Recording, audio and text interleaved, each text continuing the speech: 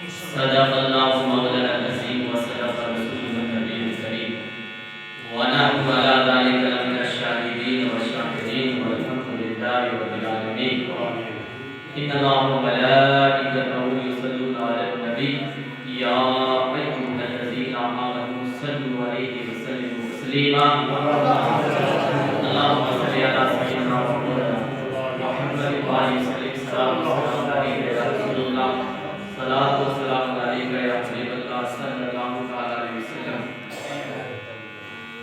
اقبال نے کہا تھا کہ منزل سے آگے بڑھ کر منزل تلاش کر، منزل سے آگے بڑھ کر منزل تلاش کر، مل جائے تجھ کو دریا و سمندر تلاش کر۔ ہر شیشہ ٹوٹ جاتا ہے پتھر کی چوٹ سے، پتھر ہی ٹوٹ جائے وہ شیشہ تلاش کر۔ سجدوں سے تیرے کیا ہوا صدیاں گزر گئی، سجدوں سے تیرے کیا ہوا صدیاں گزر گئی، دنیا تیری بدلتے وہ سجدہ تلاش کر۔ ایمان تیرا لٹ گیا رہزن کے ہاتھوں میں، ایمان تیرا لٹ گیا رہزن کے ہاتھوں میں، ایمان تیرا بچا لے وہ رہبر تلاش کر۔ ایمان تیرا بچا لے وہ رہبر تلاش کر۔ اور آخر میں اقبال نے بہت بڑا شعر اور بہت اچھے انداز میں کہا تھا، جو آج کے قوم مسلم کے جو نیتا لوگ ہیں ان پر یہ شعر فٹ ہوتا ہے۔ اقبال نے کہا تھا کہ کرے سوار اونٹ پہ اپنے غلام کو، کرے سوار اونٹ پہ اپنے غلام کو، پیدل خود ہی چلے وہ آقا تلاش کر، پیدل خود ہی چلے وہ آقا تلاش کر۔ اقبال کہتا ہے کہ اگر کسی کو ووٹ دینا ہو تو ووٹ ایسے بندے کو دیا جائے کہ وہ خود پیدل چلے اور قوم کو اپنے اونٹ پر سوار کرے۔ اقبال کہتا ہے کہ کرے سوار اونٹ پہ اپنے غلام کو، کرے سوار اونٹ پہ اپنے غلام کو، پیدل خود چلے وہ آقا تلاش کر۔ منزل سے آگے بڑھ کر منزل تلاش کر، مل جائے تجھ کو دریا تو سمندر تلاش کر۔ بزرگوں، آج اسلامی تاریخ 2 تاریخ ہے اور اسلامی مہینہ دوسرا مہینہ ہے جسے سفر المظفر کے نام سے یاد کرتے ہیں، یعنی سفر کا مہینہ ہے 2 تاریخ ہے اور دوسرا مہینہ ہے اور 1443 ہجری ہے۔ 2 تاریخ دوسرا مہینہ 1443 ہجری۔ میرے دوستو، امام علی مقام امام حسین رضی اللہ تعالی عنہ کربلا کی سرزمین پر شہید ہوئے۔ قرآن کہتا ہے کہ رب نے فرمایا کہ جو میری راہ میں شہید ہو جائے اسے مردہ نہ کہو بلکہ وہ زندہ ہے۔ جو میری راہ میں شہید ہو جائے اسے مردہ نہ کہو بلکہ وہ زندہ ہے۔ نور الدین زنگی ایک بادشاہ اسلامی حکومت کا گزرا ہے کہ اس نے خواب میں ایک مرتبہ دیکھا کہ نبی صلی اللہ علیہ وسلم کی خواب میں زیارت ہوئی اور حضور 2 لوگوں کی طرف اشارہ کرتے ہیں نبی نور الدین زنگی بادشاہ کو کہ یہ جو بندے ہیں 2 یہ مجھے تکلیف پہنچا رہے ہیں، ان 2 بندوں سے مجھے بچایا جائے۔ وقت کا شہنشاہ، وقت کا بادشاہ ہے نور الدین زنگی۔ نور الدین زنگی اپنی فوج تیار کرتا ہے اور روانہ ہوتا ہے مدینہ منورہ کی طرف۔ جب مدینہ منورہ پہنچتا ہے تو پورے مدینہ کے وہاں جو لوگ تھے ان لوگوں کو دیکھتا ہے کہ جو نبی نے خواب میں ان لوگوں کا چہرہ بتایا تھا، جو طریقہ بتایا تھا کہ ایسے ایسے بندے ہیں، ایسے ایسے لوگ ہیں جو مجھے تکلیف پہنچاتے ہیں، جب دیکھا تو نہیں ملا۔ آخرکار نور الدین جنگی بادشاہ نے اپنے لوگوں سے بھی مشورہ لیا اور پھر مشورہ طے ہوا کہ یہاں مدینہ منورہ میں ایک دعوت عام کی جائے اور سب کو دعوت دی جائے۔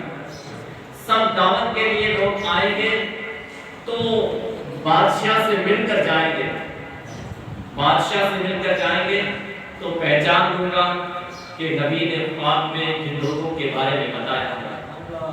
پورے مدینہ منورہ میں اعلان ہوا کہ آج نور الدین زنگی بادشاہ کی طرف سے دعوت ہے اور بادشاہ آپ سے ملاقات کرنا چاہتا ہے۔ سب لوگ آئے، دعوت کھانے کے بعد میں بادشاہ سے ملاقات کر کے چلے گئے۔ سب چلے گئے تو بادشاہ نے کہا کہ نبی نے جو ہمیں بتایا تھا خواب کے اندر وہ بندے تو ملے نہیں۔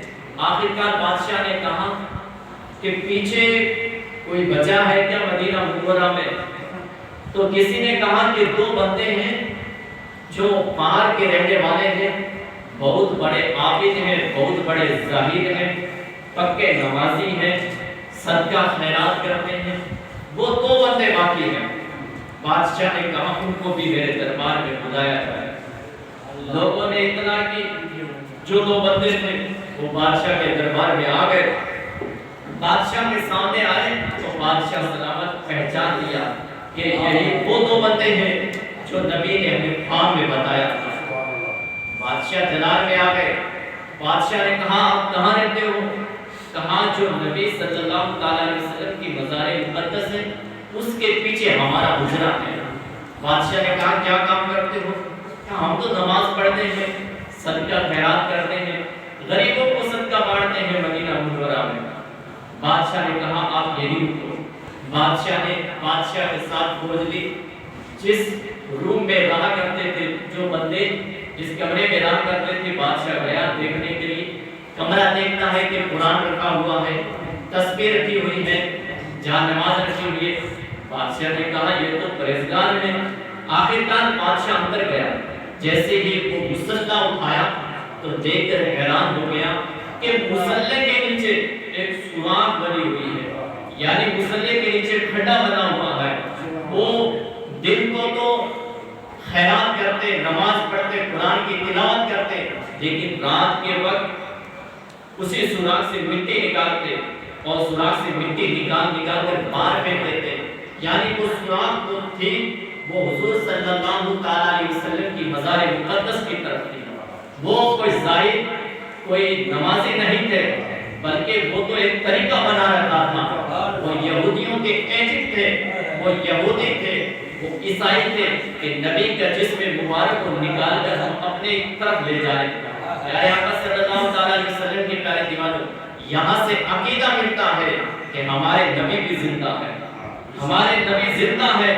تبھی تو نبی زندہ ہو کر تبھی تو نور الدین زنگی سے کہا تھا کہ لوگ مجھے تکلیف پہنچا رہے ہیں، اس تکلیف سے مجھے بچایا جائے۔ اور یہودیوں کا بھی عقیدہ تھا کہ مسلمانوں کے نبی اپنی مزار مقدس کے اندر زندہ ہے، تب تو وہ جسم مبارک نکالنے کی کوشش کر رہے تھے۔ اعلیٰ حضرت فرماتے ہیں تو زندہ ہے بندہ، تو زندہ ہے بندہ، میرے چشم عالم سے چھپ جانے والے، اور جب تجھ سے پاتے ہیں سب پانے والے، میرا دل بھی چمکانے والے۔ امام علی مقام امام حسین زندہ ہے، یہ ہمارا عقیدہ ہے، کسی دوسروں کا نہیں۔ ہم سنیوں کا عقیدہ ہے کہ امام علی مقام امام حسین زندہ ہے۔ اگر ثبوت لینا چاہتے ہو، کسی ہندوستان کی میں بات کرتا ہوں، ہندوستان کی سرزمین پر ہریانہ کے میوات کے اندر ایک بادشاہ تھا جس کا نام تھا ہری چندر۔ ان کا بیٹا تھا جس کا نام تھا مارہات گپت چندر، اور جو ہری چندر بادشاہ تھا اس کا جو بیٹا تھا مارہات گپت چندر، اس کی شادی ایران کے بادشاہ پرویز خسرو کے وہاں کی ہوئی تھی۔ اور جو ایران کا بادشاہ تھا پریز خسروا، اس کی 2 بیٹیاں تھیں، ایک کا نام مہر بانو تھا اور دوسری بیٹی کا نام شہر بانو تھا۔ اور جو مہر بانو تھا جو سب سے بڑی بیٹی تھی، اس کی شہادت یہاں ہریانے کے میوات علاقے کے راجہ ہری چند کے بیٹے مہاراج گفت چند کے ساتھ کی ہوئی تھی۔ اور پہلے وہ ایسا بھی دور تھا، ایسا طریقہ تھا کہ جب شادی ہوتے تھے بادشاہوں کی بیٹیوں کی شادی وہاں بادشاہوں کے گھر ہی کی جاتی تھی۔ اور یہ طریقہ تھا کہ اگر لڑکی پسند کرتے لڑکے کو تب شادی کی جاتی تھی۔ لیکن جو بادشاہ تھا، ایران کا بادشاہ تھا، اس کی جو بیٹی شہر بانو تھی، ان کے پاس بہت سارے رشتے آئے تھے، بڑے بڑے راجاؤں کے رشتے آئے تھے، لیکن شہر بانو نے انکار کر دیا۔ آخرکار جب حضرت فاروق اعظم کی حکومت آئی، وقت کے بادشاہ بنے فاروق اعظم، تو حضرت فاروق اعظم نے ایران پر حملہ کیا۔ اسی حملے کے اندر وہاں کا جو بادشاہ تھا وہ اسی حملے کے اندر مارا گیا، اور وہاں جو بادشاہ کے جو بیٹیاں تھیں، جو بیٹے تھے، وہ بچے گئے۔ آخرکار قیدی بنا کر مدینہ منورہ میں لایا گیا۔ حضرت فاروق اعظم کو پتا چلا کہ ایران کے بادشاہ ہے اور اس بادشاہ کی ایک بیٹی ہے جس کا نام شہر بانو ہے، وہ ہمارے کسی معاملے کے اندر آئی ہے۔ تو فاروق اعظم نے مشورہ کیا، شہنشاہ کی بیٹی ہے، بادشاہ کی بیٹی ہے، تو اس کی عزت بھی ہمیں رکھنی چاہیے۔ اسلام بھی ہمیں یہی درس دیتا ہے، تو فاروق اعظم نے کہا کہ وقت کی بادشاہ کی بیٹی ہے تو اس کا نکاح امام علی مقام امام حسین سے کیا جائے۔ حضرت علی کو بلایا اور کہا اے علی، بادشاہ کی بیٹی ہے، بہت خوبصورت ہوگی اور عیش و آرام سے رہوں ہوگی، اور ہمارا بیٹا امام علی مقام امام حسین بھی بادشاہ کے بیٹے ہیں، اپنے ایک کرتے ہیں کہ ان کا نکاح، جو بادشاہ کی لڑکی ہے اس کا نکاح اپنے بیٹے امام حسین سے کر لیتے ہیں۔ حضرت علی نے کہا ٹھیک ہے، آپ کا مشورہ ہمیں منظور ہے۔ حضرت علی نے کہا کہ امام علی مقام سے پوچھا جائے۔ امام حسین کو بلایا گیا۔ حضرت فاروق اعظم عرض کرتے ہیں بیٹے امام، آپ نوجوان ہیں، فاطمہ کے لال ہیں، اور ہمارے قید خانے کے اندر ایران کی بادشاہ کی بیٹی آئی ہوئی ہے۔ میں یہ چاہتا ہوں اور تیرا باپ علی بھی یہی چاہتے ہیں کہ تیرا نکاح اس بادشاہ کی بیٹی سے کر دیا جائے۔ تو امام علی مقام امام حسین فرماتے ہیں کہ آپ کا مشورہ ہے، مجھے منظور ہے، آپ جو مشورہ دے رہے ہیں وہ اچھا ہی ہوگا، مجھے منظور ہے۔ حضرت فاروق اعظم نے ایک خادمہ کو بھیجی، جاؤ جو قید خانے کے اندر ایران سے جو لوگ آئے ہوئے ہیں ان میں بادشاہ کی بیٹی ہے جس کا نام شہر بانو ہے، اسے کہا جائے کہ آپ کو امیر المومنین مسلمانوں کے بادشاہ کے دربار میں بلایا۔ اب ایک خادمہ بھی شہر بانو سے کہا کہ شہر بانو، آپ کو ہمارے امیر المومنین ہمارے بادشاہ نے بلایا۔ شہر بانو حضرت فاروق اعظم کی بارگاہ میں حاضر ہوتی ہے، عرض کرتی ہے اے مسلمانوں کے بادشاہ سلام، کیا بات ہے، کیوں بلایا گیا ہے؟ حضرت فاروق اعظم فرماتے ہیں کہ اے شہر بانو، تو ایک بادشاہ کی لڑکی ہے، ایک بادشاہ کی بیٹی ہے، اور عیش و آرام سے بھی رہی، محلوں کے اندر بھی رہی، لیکن آج تو ہمارے قید خانے کے اندر آ گئے، اب تو واپس تو جا نہیں سکتے، لیکن ہمارے ایک یہاں ایک نوجوان ہے جن کا نام حسین ہے، میں چاہتا ہوں کہ آپ کا نکاح اس سے کر دیا جائے۔ تو شہر بانو نے کہا کہ پہلے اس نوجوان بلایا جائے میں دیکھوں کون ہے نوجوان جس سے میرا نکاح کرنا چاہتے ہو۔ حضرت فاروق اعظم نے امام حسین کو بلایا، بلانے کے بعد میں کہا شہر والوں اپنا کپڑا ہٹاؤ، شہر والوں اپنے منہ سے کپڑا ہٹاؤ، دیکھو سامنے جو جوان کھڑا ہے اس سے ہم نکاح کرنا چاہتے ہیں۔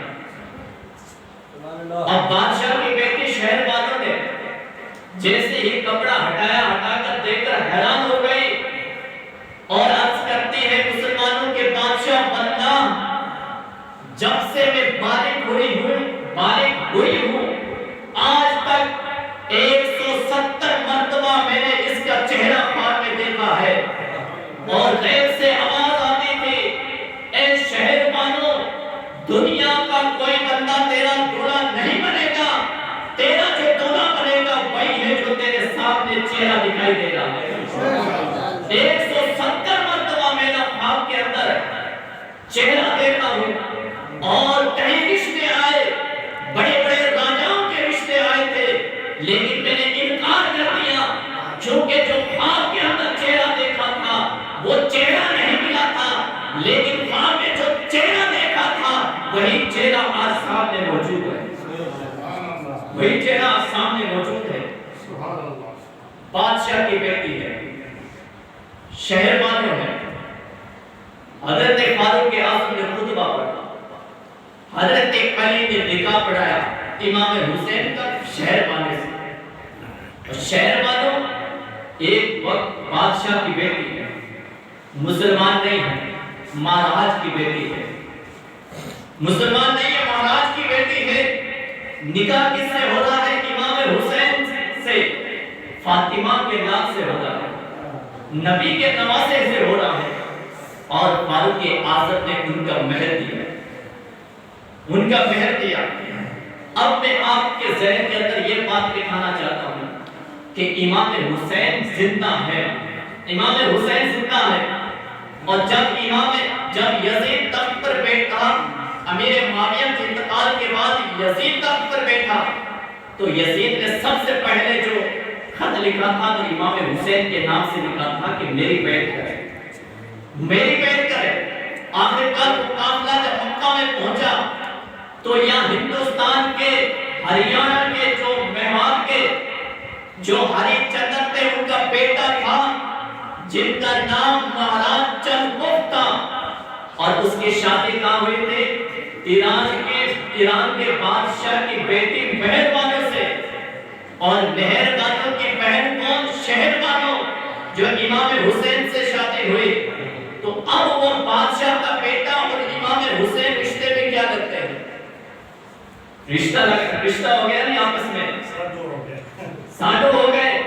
اور جب یہاں کے بادشاہ مہاراج چند گفت کو پتا چلا کہ یزید تخت پر بیٹھ گیا ہے اور جو ہمارے رشتے میں سانڈو امام حسین لگتے ہیں ان کو اپنے گام سے، اپنے شہر سے، اپنے وطن سے نکال دیا ہے، تو یہی سے اس نے خط لکھا تھا امام حسین کے نام سے، کہا اے امام حسین آپ یہاں ہمارے ہندوستان ہریانہ میوات میں آ جائے، ہم آپ کی سیوا بھی کریں گے، آپ کی خدمت بھی کریں گے، آپ کی سیوا بھی کریں گے، آپ کی خدمت بھی کریں گے۔